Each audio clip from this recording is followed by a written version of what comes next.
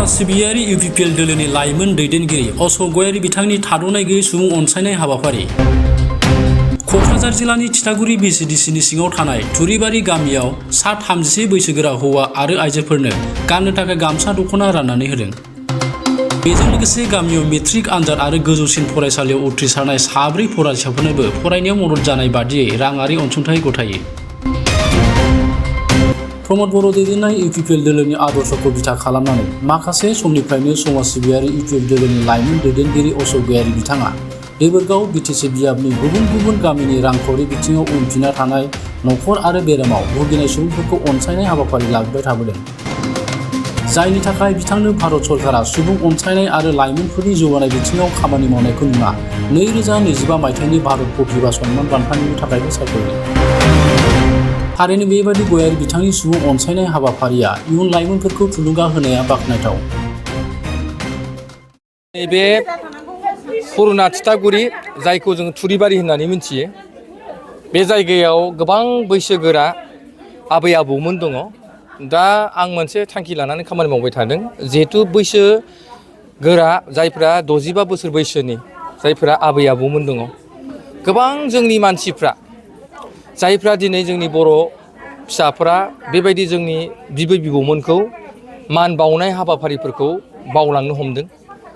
दा बे थांखिखौनो लानानै आङो दिनैल' नङा, थांनाय माखासे समनिफ्रायनो बेबायदि बैसोगोरा बरायनाय हाबाफारिफोरखौ आङो लाबोबाय थादों आरो बिथांमोननो आङो गांफा गांफा दख'नाजों लोगोसे ब्लाउस आरो जायफोरा आबौमोन बिथांमोननो गामसा आरो गस्ला गेन्दि बेबायदि होनाय जादों। थिग दिनैबो बेहाय गासै 18 जन आबैमोन आरो 8 जन आबौमोन आरो गासै 4 फरायसाफ्रा दिनै फरायनाय अबस्थायाव गोबां नोरजिया गोरिब गुन्द्रानि बिमा बिफानि फिसाफोर बेबायदि फरायसाफोरखौ बरायनो मोननानै आरो आबै आबौमोनखौ बरायनो मोननानै आं जोबोद गोजोननाय मोनदों। मानोना बिथांमोननि आशीर्बादखौ जोंनो जेब्लायबो नांगौ आरो बर' समाजाव जों जुदि थांनानै थानांगौब्ला जों जेब्लायबो गेदेरखौ जों मान होनांगोन। दा जोंनि गोबां बेबायदि फिसाफोर दङ, जायफ्रा जोंनि बिदा फंबायफोर दङ, बिथांमोना दिनै साख्रि बाख्रि मावनानै गुबुन गुबुन जायगाफ्राव थानानै गावनि बिमा बिफा गावनि बिबै बिबौफोरखौ मान सनमान होनायफोरखौ जोङो खोब खम नुनो मोनदों। दा ओंखायनो बे थासारियाव जाहाथे मोनसे जागरन बायदि जाय बाथ्राफोरखौ लानानै दिनै आं मोनसे फोजाखांदों, जाहाथे बेखौ लानानै गावनि फिसाफ्रा जेब्लायबो गावनि बिमा बिफाफोरखौ जाहाथे बोसोरै गोसोखाङो, जेब्लायबो बिथांमोननो अननायखौ होयो, जेब्लायबो गावनि बिबै बिबौखौ जेब्लायबो मान सनमान होयो। बे मिजिं आरो बे माबाखौ लानानैनो थांखिखौ लानानै आं दिनै बे थुरिबारि गामियाव आङो बेबायदि आबै आबौमोनजों दसे ज' सुखु दुखु खैफोद आफोदनि बाथ्राफोरखौ जोङो शेयार खालायलायनो मोननानै आं जोबोद गोजोननाय मोनदों आरो आसा खालायो अकल बे थुरिबारि नङा, जोंनि मोनफ्रोमबो बे बर' गामियाव क'क्राझाराव जेराव जोङो 65+ बबेबा गामिफ्राव आं नायदों 65+नि फ्राय बोराय बुरिफ्रानो गैला, खोब खम बबेबा गामिफ्राव सासे सानै। दा बेबायदि जेरावखि सासे सानैयानो जा, जेरावखि 10 जन 15-20 जनानो जाया मानो, बे गामिफ्राव जेब्लायबो आं थांनानै बिथांमोनखौ मान बावनाय हाबाफारिफोरखौ आं लालांबाय थागोन। जेब्लासिम आङो बे हाबाफारिखौ मावबाय, जेब्ला आं बेखौ मावलांबाय थानो थाखाय आं जानजि खाफ्रागोन। आरो बेहाय खुनु मोनसे जोंहा बयहाबो बिबान दङ। दिनै आंबो सासे बिमा बिफानि सासे आंबो गथ', बे हिसाबै आंहाबो बिबै बिबौ दंमोन, आंहाबो बिमा बिफा दंमोन। नाथाय आंनि बिमा बिफा बिबै बिबौआ गैला दिनै बे बुहुमाव।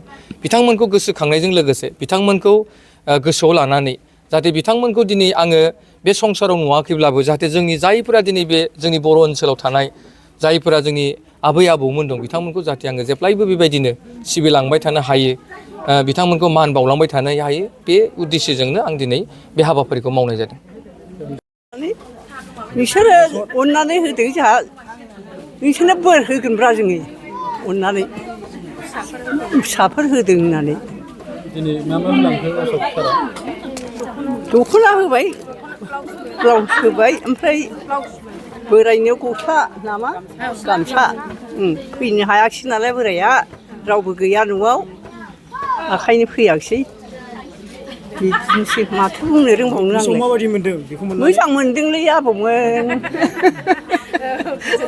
गोजोनबाय। जों नुफेराखैमोन, खोनाफेराखैमोन। थैलायलांसै बेबादिखौ नुफेराखैबो सिगां समाव बिदि गैया फैयाखैमोन। गैया नोंथांमोनखौ मान बावदों। जोंनि गामियाव बोराय आरो बुरै बैसोगोराफोरनो दा थैनोसै समाव बिसोरखौ एसे गोजोनलांथों होननानै बिथांमोनहा साननानै होफैदों। हौवाफोरनो गामसा गांसे गिन्जि गांसे आरो हिन्जावफोर महिलाफोरनो दख'ना होदों नामा गांफा गस्लाबो औ जों माने गोजोननाय मोन्दों। मानो होनबा बेबायदि अनलायनो रोंदोंब्ला बिथांमोनहा जोबोद साननो गोरों। जाहाथे बेबायदिनो अनलायनानै थायो जोंनि मानसिफ्रा, बिदिनो सहाय सुबिदा होलायलायो, जों बेखौनो आसा खालामदों आरो जाहाथे हेंथा हेंथि जालायलाया गावजों गाव। खामानिया मावोबा बिदिनो मोजाङैनो मावलांनांगौ आरो बिथांमोनखौ जों आशिर्बाद होदों जाहाथे बिथांमोननि खामानि मावनो आखायाव लानाया मोजाङै मावलांनो हाथों, जै जाथों जेब्लाबो। आरो बिथांमोननि आदर्शआनो जोंनावबो थानांगोन।